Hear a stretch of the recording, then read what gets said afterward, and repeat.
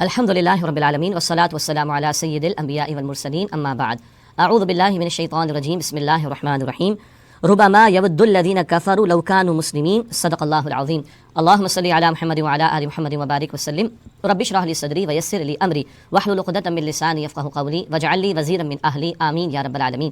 ناظرین کرام السلام علیکم ورحمۃ اللہ وبرکاتہ۔ رب کائنات کی توفیق سے خلاصہ مضامین قرآن حکیم کا سلسلہ جاری ہے۔ قرآن حکیم کے پاروں اور صورتوں اور رکوعوں کے عنوانات کے تحت اہم مضامین کو ہم سمجھنے کی کوشش کرتے ہیں۔ مقصد یہ ہے کہ مختصر وقت میں اہم مضامین کا ایک اوور ویو ہمارے سامنے آئے، ایک دلچسپی پیدا ہو، پھر ہم آگے بڑھ کر قرآن حکیم کو ترجمے کے ساتھ تشریح کے ساتھ پڑھیں، سیکھیں اور اس کے تقاضوں پر عمل کرنے والے بنیں۔ اللہ ہم سب کو اس کی توفیق عطا فرمائے۔ قرآن حکیم کا 14واں پارہ ہے جس کا انشاءاللہ آج ہم مطالعہ کریں گے۔ اس 14ویں پارے میں 2 صورتیں ہیں، سورۃ الحجر جس کے 6 رکوع ہیں اور سورۃ النحل جس کے 16 رکوع ہیں۔ پہلے سورۃ الحجر ہے، ایمانیات کا مؤثر بیان، ایمانیات میں سے توحید اور آخرت رسالت کا بڑا جامع بیان اس مقام پر ہمارے سامنے ہے۔ پہلا رکوع ہے سورہ حجر کی آیات 1 تا 15۔ اللہ قرآن کو ہمیشہ محفوظ رکھے گا۔ آخرت کے منکرین کا ذکر کرنے کے بعد پھر یہ ایک آیت کریمہ آئی ہے سورہ حجر کی آیت نمبر 9، انا نحن نزلنا الذکر وانا لہ لحافظون، بے شک ہم اس الذکر نے قرآن کو نازل کیا اور ہم ہی اس کی حفاظت کرنے والے ہیں۔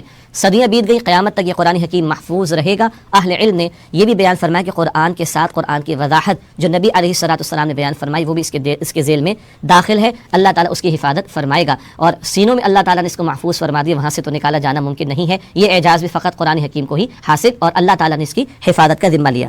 دوسرا رکوع ہے سورہ حجر کا آیات 16 تا 25۔ نعمتوں کے بارے میں سوال ہوگا۔ اللہ تعالیٰ نے اپنی کئی نعمتوں کا یہاں پر ذکر فرمایا۔ آسمان پر ستارے جو اللہ نے بنائے ان کا ایک اہم مقصد یہ بتایا کہ جنات اوپر کی خبریں لینا چاہتے تھے تو یا شیاطین تو ان کو ان ستاروں کے ذریعے مار بھگایا جاتا تھا اور یوں وحی الہی جس کا نزول ہوتا اس کی حفاظت کی گئی۔ یہ موضوع کئی مرتبہ قرآن حکیم میں بیان ہوا۔ اللہ تعالیٰ نے فرمایا کہ زمین سے اللہ تعالیٰ نے مخلوقات کے لیے رزق عطا فرمایا۔ اللہ کے خزانوں میں کوئی کمی نہیں ہے، البتہ وہ ایک ضرورت کے مطابق ہی عطا فرما رہا ہوتا ہے۔ جیسی جیسی ضرورت اللہ تعالیٰ کے خزانوں میں سے اس کا عطا کیے جانے کا معاملہ جاری رہتا ہے۔ پانی جیسی عظیم نعمت کا بیان، بارش کا سلسلہ، واٹر سائیکل، اللہ کی بہت بڑی نعمت، کس طرح گردش عمل ہے اس پانی کے نظام کا، اور بارش کا برسنا، پانی کا جمع ہونا، پھر ایویپریشن کی صورت میں اوپر جانا۔ سارا سال اللہ تعالیٰ اپنے فضل سے ہمیں اس طور پر پانی عطا فرماتا ہے، ورنہ ہمارے بس میں نہیں تھا کہ ہم پانی کا صحیح معنی میں ذخیرہ کر پاتے۔ البتہ یہ تمام نعمتیں جو دنیا میں عطا کی گئی فانی اور عارضی ہیں، بالآخر قیامت کا برپا ہونے کا معاملہ اور اللہ ان نعمتوں کے بارے میں سوال کرے گا آیا شکر ادا کیا یا نہیں۔ تیسرا رکوع ہے سورہ حجر کی آیات 26 تا 44۔ عظمت انسانی کا سبب روح ربانی، آدم علیہ السلام کا قصہ بیان کیا گیا، ساتھ ابلیس کا تذکرہ بھی آیا۔ آدم علیہ السلام کی تخلیق کے ذیل میں ان کے جسمانی وجود میں روح کے پھونکے جانے کا تذکرہ بھی ہے اور اشارہ کر دیا گیا کہ انسان کی اصل جو عزت ہے، اس کا جو اصل شرف ہے، اس کی جو اصل تکریم ہے وہ اس روح کے پھونکے جانے کی بنیاد پر۔ یہ سجدہ جب کرایا گیا تو کب کرایا گیا؟ جب روح ڈال دی گئی آدم علیہ السلام نے، پھر فرشتوں سے سجدہ کرایا گیا۔ یہ انسان کی عظمت ہے اس روح کی بنیاد پر۔ البتہ جو روح کو فراموش کر کے حیوانی تقاضوں پر ہی عمل درآمد کرے اور محض حیوان بن کر زندگی بسر کرے وہ تو ذلت اور رسوائی میں ہوں گے، لیکن جو روح کے تقاضوں پر عمل درآمد کرے انہی کے لیے اصل عزت اور تکریم اور آخرت میں اجر و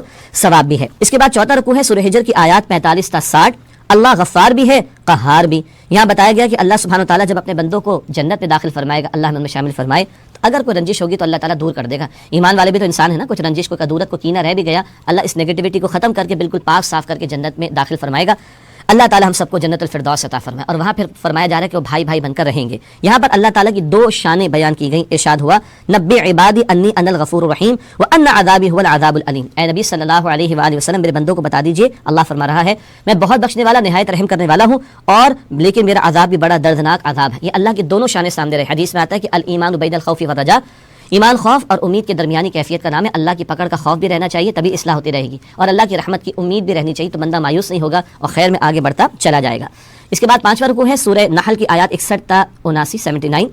ہم جنس پرستوں کا برا انجام، لوط علیہ السلام کی قوم کا ذکر ہے۔ یہ بدترین قوم تھی، اس قوم نے ہم جنس پرستی کی گندگی اختیار کی۔ لوط علیہ السلام نے اس قوم کو بڑا سمجھایا لیکن یہ قوم نہیں مانی۔ اللہ نے آزمائش کے طور پر فرشتوں کو بھیجا انسانی شکل میں، خوبصورت لڑکوں کی شکل میں، اور اس قوم کے لوگوں نے برا ارادہ کرنا چاہا، معاذ اللہ ثم معاذ اللہ۔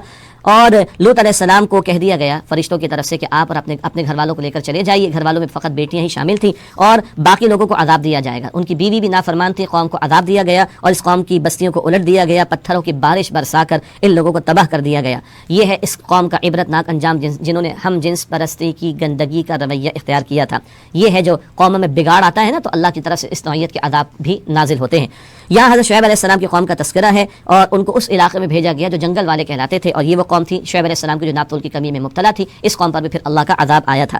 رکوع نمبر 6 ہے، آخری رکوع ہے سورہ حجر کا، آیات 80 تا 99۔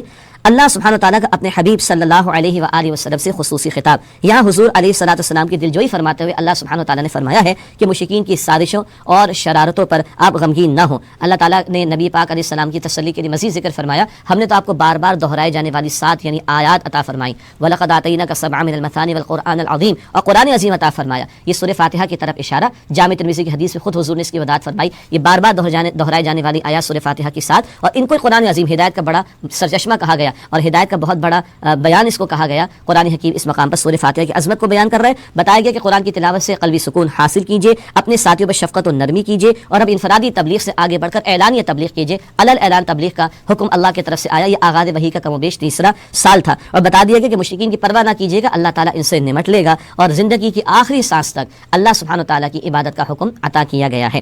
اس کے بعد سورۃ النحل کا آغاز ہوتا ہے. نحل شہد کی مکھی کو کہا جاتا ہے. طویل سورت ہے. اللہ تعالیٰ کی نعمتوں اور قدرتوں کا جامع بیان, بہت خوبصورت بیان ہے. ظاہری نعمتوں کا بیان بھی, باطنی نعمتوں کا بیان بھی, مادی نعمتوں کا بیان بھی, اور روحانی نعمتوں کا بیان بھی سورت میں بڑی جامعیت کے ساتھ آیا.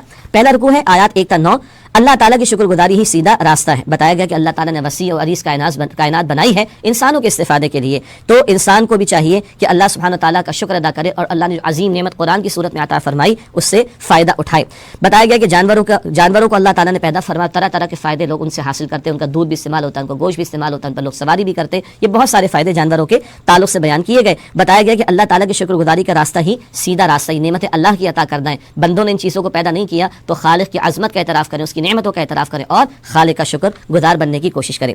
دوسرا رکوع ہے سورۃ النحل آیات 10 تا 21. اللہ کی نعمتوں کا شمار ناممکن ہے. بہت ساری نعمتوں کا ذکر اس رکوع میں آیا. اللہ نے آسمان سے بارش برسائی, اس سے طرح طرح کی نباتات اگائیں, رات دن سورج چاند اللہ نے انسان کی خدمت پر لگا دیا. رنگ رنگ مخلوقات سے کائنات کو اللہ تعالیٰ نے حسن بخشا ہے, اور انسان کے ذوق بصارت کو تسکین عطا فرمائی ہے. وسیع عریض گہرے سمندر بنائے جن میں اللہ تعالیٰ نے مچھلیوں کی صورت میں صحت افزا تازہ گوشت کی فراوانی کا معاملہ فرما دیا. اتنی مچھلی خود پال کر اگر بنا رہے ہوتے تو کس قدر مشکل کا معاملہ ہوتا, کس قدر اللہ تعالیٰ کی نعمت. سمندروں میں کشتیاں چل رہی ہیں جو انسانوں کو فائدہ پہنچاتی, تجارت کا بہت بڑا ذریعہ یہ سی روٹس عطا کر دیے گئے. پہاڑوں کے ذریعے زمین کو توازن بخشا گیا. آسمان پر ستارے بنائے گئے جس سے لوگ اپنے راستوں کو بھی تلاش کر لیتے ہیں, اور اللہ سبحانہ تعالیٰ نے راستوں میں قدرتی اعتبار سے علامات پیدا کر دی. کہیں پہاڑ ہیں, کہیں صحرا ہیں, کہیں میدان ہیں, کہیں سطح مرتفع, یہ علامات مقرر فرما دی. آگے فرمایا کہ وَإِن تَعُدُّوا نِعْمَتَ اللَّهِ لَا تُحْصُوهَا, اور اگر تم اللہ تعالیٰ کی نعمتوں کو شمار کرنا چاہو بھی تو شمار نہیں کر سکتے. بتایا گیا کہ انسانوں کی ناشکری دیکھو, جو ہستیاں مر چکی ہیں ان کو پوجتے ہیں اور اللہ تعالیٰ کا شریک ٹھہراتے ہیں, مخلوق کو خالق کے برابر قرار دیتے ہیں. کتنا بڑا ظلم ہے جو یہ بندے کر رہے ہیں.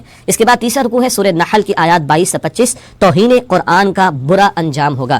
مشرکین کا ذکر ہے. جب ان سے پوچھا جاتا ہے بتاؤ اللہ نے کیا نازل کیا, تو معاذ اللہ کہتے ہیں یہ تو پچھلے زمانے کے قصے کہانیاں ہیں. اللہ تعالیٰ نے فرمایا کہ یہ بدنصیب ہیں جو خود بھی گمراہ ہوئے اور دوسروں کی گمراہی کا وبال بھی اپنے سر لے رہے ہیں. یہ لوگ برے انجام سے دوچار کیے جائیں گے. رکوع نمبر 4 ہے آیات 26 تا 34 سورہ نحل. قرآن کریم کی سب سے بڑی خیر ہے. پہلے اس رکوع میں بتایا گیا کہ کافروں کو موت کے وقت جہنم میں جلنے کی وعید سنائی جاتی ہے. موت کے وقت کی سختیوں کا معاملہ کافروں پر شروع ہو جاتا ہے. اللہ ہم سب کو موت کی سختیوں سے بچائے. اور متقیوں کو جنت میں داخلے کی خوشخبری دی جاتی ہے. اللہ تعالیٰ ہمیں متقیوں میں شامل فرمائے, جو گناہوں سے بچنے والے ہوتے ہیں ان کو متقی کہا جاتا ہے. اور اللہ تعالیٰ ہم سب کو جنت الفردوس نصیب فرمائے. پوچھا گیا, جب ایمان والوں سے پوچھا جاتا ہے تمہارے رب نے نازل کیا کیا ہے, کہتے قالوا خیرا, وہ کہتے خیر نازل کیا. اس مقام پر قرآن کو خیر کہا گیا. یہ سب سے بڑی خیر ہے, یہ سب سے بڑی بھلائی ہے, یہ سب سے بڑی دولت ہے جو اللہ تعالیٰ نے بندوں کو عطا فرمائی. اور جیسے کہ اللہ کے پیارے نبی علیہ السلام نے یہ بھی فرمایا, خیرکم من تعلم القرآن وعلمہ, بخاری شریف کی روایت, تم میں سے بہترین وہ ہیں جو قرآن سیکھیں اور قرآن سکھائیں. بتایا گیا ان متقین کے لیے دنیا میں سکون اور راحت اور آخرت میں شاندار بدلہ ہے. اے اللہ ہمیں اپنے متقی بندوں میں شامل فرما. پھر رکوع نمبر 5 ہے آیات 35 تا 40. اللہ تعالیٰ کی عبادت اور طاغوت سے بغاوت کا حکم. اللہ کی عبادت کی جائے اور طاغوت کا انکار کیا جائے. بتایا گیا کہ ہر رسول کی بنیادی دعوت یہ بھی رہی ان اعبدوا اللہ واجتنبوا الطاغوت, اللہ تعالیٰ کی عبادت کرو, طاغوت سے اجتناب کرو. طاغوت طغیانی سے سرکشی سے ہے. کوئی شخص یا ادارہ یا نظام جو اللہ کے احکام کے مقابلے میں اپنے قانون کے نفاذ کی بات کرے وہ طاغوت ہے. اس کا انکار ضروری, اللہ پر ایمان اور طاغوت کا انکار ضروری ہے. اس کے بعد رکوع نمبر 6 ہے سورہ نحل کی آیات 41 تا 50. حدیث رسول صلی اللہ علیہ وسلم کی اہمیت. یہاں بتایا گیا کہ رسول پاک علیہ السلام کی ذمہ داری صرف یہ نہیں کہ قرآن حکیم کی تلاوت کر کے لوگوں کو بتا دیں, بلکہ حضور کی ذمہ داری یہ بھی ہے کہ قرآن حکیم کے مضامین کی وضاحت فرمائیں اور اس کے احکامات پر عمل کی مثال پیش کریں. اللہ نے قرآن حضور پر 23 برس میں نازل فرمایا, اور حضور نے اپنی زبان مبارک سے بھی ارشاد فرما کر وضاحت فرمائی, اور اپنے عمل سے بھی قرآن کا عملی نمونہ ہمارے سامنے پیش کیا. قرآن بھی ضروری, اور حجت حدیث کا قائل ہونا, سنت رسول کا قائل ہونا, سنت کو بھی دین میں ماخذ ماننا علوم کے اعتبار سے, اور قانون کا مصدر ماننا ہمارے لیے لازم ہے. اگلا رکوع نمبر 60 ہے سورہ نحل کی آیات 51 تا 60. اللہ کی مسلسل اطاعت کا حکم. بتایا گیا کہ دو معبود نہ بناؤ، معبود تو معبود واحد اللہ سبحانہ و تعالیٰ ہی ہے. اللہ کے سوا کبھی نفس کو، کبھی دولت، کبھی رسم و رواج، کبھی وطن کی پوجا پاٹ، کبھی شہرت کا بت بنا کر، کسی اور کے قانون کو مان کر یہ جو دوسرے معبود تراش لیے جاتے ہیں ان سے منع کیا گیا ہے. فرمایا کہ وَلَهُ الدِّينُ وَاصِبًا، اور اطاعت تو صرف اللہ تعالیٰ ہی کے لیے ہے، اسی کو خالق مان کر، اسی کو معبود مان کر اس کے احکامات کی پاسداری کی جائے. بتایا گیا کہ ہر نعمت اللہ ہی کی عطا کردہ ہے اور ہر تکلیف کو بھی وہی دور کرتا ہے، تو مشکلات میں اسی کو پکارنا چاہیے، مصائب میں اسی کی طرف رجوع کرنا چاہیے. اس کی نافرمانی کرنا احسان فراموشی ہے، اور اس اللہ سبحانہ تعالیٰ کی اطاعت کرنا یہ احسان مندی اور شکر گزاری کا رویہ ہے. اللہ اپنے شکر گزار بندوں میں ہم سب کو شامل رکھے. رکو نمبر 8 ہے آیات 61 تا 65 سورۃ النحل. اختلافات کا حل قرآن و حدیث میں تلاش کرو. یہاں اللہ تعالیٰ نے تعلیم عطا فرمائی وما انزلنا علیک الکتاب الا لتبین لهم الذی اختلفوا فیہ، کہ نبی صلی اللہ علیہ وسلم ہم نے کتاب آپ پر اسے نازل کی کہ آپ وضاحت کر دیں ان معاملات کی جن میں لوگ اختلاف کر رہے ہیں. تو اب اختلافات کا حل کہاں سے ملے گا؟ اللہ کی کتاب سے اور اللہ کے پیارے نبی علیہ الصلوۃ والسلام کی تعلیم سے. اور پھر کتاب و سنت کی تعلیم کے مطابق اجماع امت کا معاملہ ہو، اہل علم نے جو دین سیکھ کر ہم تک پہنچایا، یہ جو پوری چین امت کی ہم تک پہنچی ہے، یہاں سے اختلافات کا ہمیں حل ملے گا. علمی اختلاف الگ شے ہے، مخالفت پر آ جانا، فرقہ واریت پر آ جانا، اس سے ہمارے دین نے منع فرمایا ہے. رکو نمبر 9 ہے سورۃ النحل کی آیات 66 تا 70. مشروبات کی صورت میں اللہ تعالیٰ کی 4 نعمتیں، بڑا پیارا مقام اس مقام پر آیا ہے. 4 مشروبات کا ذکر ہے. پانی اللہ نے عطا فرمایا، دودھ اللہ عطا فرماتا ہے، پھلوں کا رس اللہ ہی عطا فرماتا ہے، شہد اللہ ہی نے عطا فرمایا. یہ 4 مشروبات کا ذکر کیا. شہد کا خاص طور پر ذکر فرمایا اور بتایا گیا کہ اس میں بیماریوں سے شفا کا بھی معاملہ ہے، اس کو اللہ تعالیٰ نے شفا بھی قرار دیا ہے. اس کے بعد رکو نمبر 10 ہے آیات 71 تا 76. 2 عام فہم مثالوں کا بیان. توحید کے دلائل بے جا بجا اللہ تعالیٰ نے قرآن میں بیان فرمائے اور شرک کی نفی بھی بار بار قرآن میں کی گئی. 2 عام فہم مثالیں یہاں پر عطا کی گئی. پہلی مثال کے ذریعے عبد اور معبود کے فرق کو واضح کیا گیا. بتایا گیا ایک وہ شخص ہے جس کے پاس بہت دولت ہے، جس طرح چاہتا ہے خرچ کرتا ہے. دوسرا ہے جس کے پاس کچھ بھی نہیں. برابر ہو سکتے؟ نہیں ہو سکتے.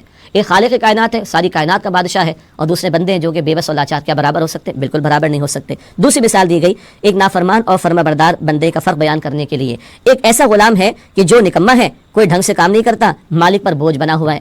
اور دوسرا وہ شخص ہے جو نہ صرف خود نیک اور باصلاحیت ہے بلکہ دوسروں کو بھی خیر کی تعلیم کرتا ہے. کیا دونوں برابر ہو سکتے؟ نکما اور خیر والا برابر ہو سکتے؟ نہیں ہو سکتے. اسی طرح اللہ کا فرما بردار، اللہ کا نافرمان برابر ہو سکتے؟ نہیں. اللہ کی توحید پر کاربند رہنے والا اور اللہ کے ساتھ شریک کرنے والا برابر ہو سکتے؟ بالکل برابر نہیں ہو سکتے. رکو نمبر 11 سورہ نحل کی آیات 77 تا 83. اللہ کی نعمتیں ہی نعمتیں، بہت ساری نعمتوں کا پھر سے بیان آیا. ذکر ہے کہ اللہ تعالیٰ نے ہمیں حصول علم کے لیے سماعت عطا فرمائی، بصارت عطا فرمائی، عقل فہم عطا فرمائی. اسی طرح سکون کے لیے گھر جیسی نعمت عطا فرمائی. جانوروں کی کھالوں سے لوگ خیمے بناتے ہیں، قالین بناتے ہیں، دیگر فوائد حاصل کرتے ہیں. ٹھنڈی چھاؤں جیسی نعمت عطا فرمائی. پہاڑوں میں غار بنانے کی صلاحیت عطا فرمائی. ایسے لباس بنانے کی صلاحیت عطا فرمائی جو موسم کی شدت سے بھی بچاتے اور جنگ کے دوران بھی کام آتے ہیں. اور آج کل تو بلڈ پروف جیکٹس نہ جانے کیا کچھ ہم بنا رہے ہیں. اسی طرح اللہ تعالیٰ نے نعمتیں بے شمار عطا فرما دی. البتہ سب سے بڑی نعمت ہدایت کی نعمت ہے. وہ ہدایت کی نعمت اگر ہو تو سب نعمتیں نعمتیں، اور ہدایت کی نعمت نہ ہو تو دولت انسان کو قارون بنا دے اور اقتدار انسان کو فرعون بنا دے گا. اگر ہم ہدایت سے فائدہ نہیں اٹھاتے تو بتا دیا گیا کہ رسولوں کے ذمہ پیغام کا پہنچا دینا ہے، منوانا نہیں ہے. رکو نمبر 12 سورہ نحل کی آیات 84 تا 89. نبی اکرم صلی اللہ علیہ وآلہ وسلم کی امت کے خلاف گواہی. بڑا نازک موضوع اس مقام پر آیا ہے. ہر امت کے رسول قیامت کے دن اپنی امت کے خلاف گواہی دیں گے، اور رسول اللہ علیہ الصلوۃ والسلام اپنی امت کے خلاف گواہی دیں گے. کیا اللہ میں نے تو پہنچا دیا، اب ان سے پوچھ. اور اس آیت کریمہ جیسی ایک آیت سورہ نساء میں ہے، اس کے نزول پر اس کی تلاوت پر حضور روئے تھے. جب عبداللہ بن مسعود نے آپ کو سنائی کہ مجھے اپنے امت کے خلاف گواہی دینا ہوگی، حضور تو روئے تھے. امت کو خوف ہے کہ کل ہم سے بھی اللہ تعالیٰ پوچھے گا، قرآن میرا، دین میرا، تم نے کیا کیا اس کے بارے میں. اس کے بعد مشرکین کا ذکر ہے کہ جنہوں نے انسانوں میں سے، مخلوقات میں سے کچھ لوگوں کو خدا کا درجہ دے دیا، اور جن نیک بندوں کو اللہ کی الوہیت میں شامل کیا گیا، قیامت کے دن وہ انکار کریں گے اور ان کے خلاف گواہی دیں گے اللہ یہ جھوٹے تھے، ہم نے تو تیری ہی عبادت کی تھی. اور ایسے شرک کرنے والوں کو پھر مسلسل عذاب دیا جائے گا.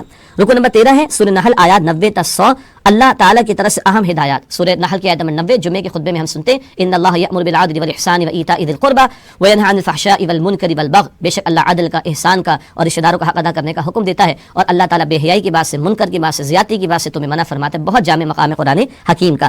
معاہدات کی پابندی کرنے کی تعلیم دی گئی، اور معاہدہ کر لینے کے بعد اس کی پاسداری کا حکم دیا گیا، اور فرمایا کہ اس کا مس یوز نہ کرنا، اس میں دخل اندازی کا معاملہ نہ کرنا. بتایا گیا کہ شیطان تو تمہیں ورغلانے کی کوشش کرتا رہے گا. جب تم قرآن کی تلاوت کرنے لگو تو اللہ تعالیٰ کی پناہ لے لو شیطان مردود سے. اللہ کی پناہ ملے گی تو ہم شیطان کے حملوں سے بچ سکیں گے اور قرآن سے واقعتاً استفادہ ہو سکے گا. رکو نمبر 14 ہے سورہ نحل کی آیات 101 تا 110. مرتد کے لیے شدید عذاب کی وعید. جو دین سے پھر جائے اس کے لیے شدید عذاب کی وعید ہے. فرمایا جو ایمان لانے کے بعد مرتد ہو جائے اللہ تعالیٰ اسے شدید عذاب دے گا. کیوں؟ ایسا شخص دنیا کے مفاد کو ترجیح دیتا ہے آخرت کے مقابلے میں. البتہ جس کی جان پر بن آئے اور وہ جان بچانے کے لیے کلمہ کفر کہہ دے لیکن دل میں ایمان موجود ہو، اس کے لیے گنجائش ہے کہ اللہ تعالیٰ اس کو معاف فرما دے گا۔ رکو نمبر 15 سورہ نحل کی آیات 111 تا 119، ناشکری کی سزا۔ ایک قوم کا ذکر ہے، ایک بستی کا ذکر ہے، اللہ نے بڑی نعمتیں عطا فرمائی مگر بستی والے ناشکری پر اڑے رہے اور پھر اللہ تعالیٰ کا عذاب آیا اور اللہ نے خوف اور بھوک کا لباس ان پر مسلط کر دیا، عذاب ان پر مسلط کر دیا۔ اللہ ہمارے حال پر رحم فرمائے، اللہ ناشکری سے بچائے اور اللہ اپنے شکر گزار بندوں میں ہمیں شامل فرمائے۔ اور سب سے بڑا شکر کیا ہے؟ اللہ کے دین کے ساتھ وفادار ہو جانا۔ آخری رکوع ہے سورہ نحل کا، رکوع نمبر 16، آیات سورہ نحل کی 120 سے 128۔ اپنے رب کے راستے کی طرف دعوت دو۔ ابراہیم علیہ السلام کا تذکرہ، ان کی عظمت کا بیان، وہ اپنی ذات میں ایک امت تھے اور بہت بڑا کام اللہ تعالیٰ نے توحید کی دعوت کا ان سے لیا۔ بتایا گیا ابراہیم علیہ السلام کی روش یعنی فرما برداری کی روش کی پیروی کرو اور اللہ کی محبت کی خاطر ہر شے کو قربان کرنے کے لیے تیار رہو۔